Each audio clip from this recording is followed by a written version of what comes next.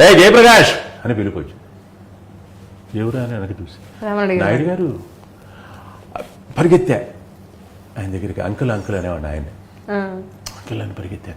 ఏమైపోయావయ్యా, అంతు లేకుండా పోయావు, బుద్ధి జ్ఞానం ఉందా నీకు, మంచి ఆర్టిస్ట్వి, ఏమైపోయావు అన్నాడు. లేదు అంకుల్, నాకు మరి కలిసి రావట్లేదు, బాగా అమౌంట్ రావట్లేదు, బాగా ఇబ్బందుల్లో ఉంది, అప్పులు పెరుగుతున్నాయి, పిల్లలు పెద్దవాళ్ళు అవుతున్నారు.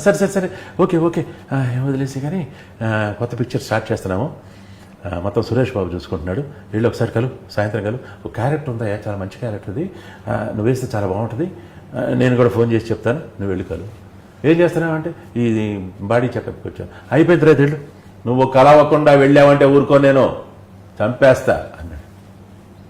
ఇరుక్కుపోయారు. ఏం చేస్తాను మరి, అంత పెద్ద ఆయన. సరే అంకుల్ సరే అన్న, సరే అన్నాడు. అయిపోయింది. వచ్చేసాము, సంతకం పెట్టాము, మా బాడీ చెకప్లు ఇవన్నీ చేయించేసుకున్నాం. అయిపోయింది. సాయంత్రం 4 5 మొత్తం రిజల్ట్స్ అవన్నీ ఇచ్చేసారు.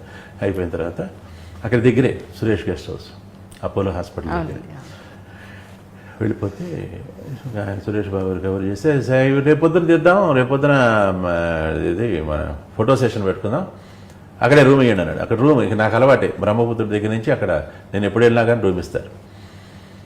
రూమ్ ఇచ్చారు. మావాడు ఇంకా హ్యాపీ, సినిమా సరే ఉండిపోదాం దేనికి వచ్చారు అసలు ఇక్కడికి, ఎవరు కలిశారు, ఎటువైపు టర్న్ చూడండి. మళ్ళీ తెల్లవారి పొద్దున్నే 9 ఏమో ఫోటో సెషన్ పెట్టారు స్టూడియోలో, రామారాయుడు స్టూడియోలో.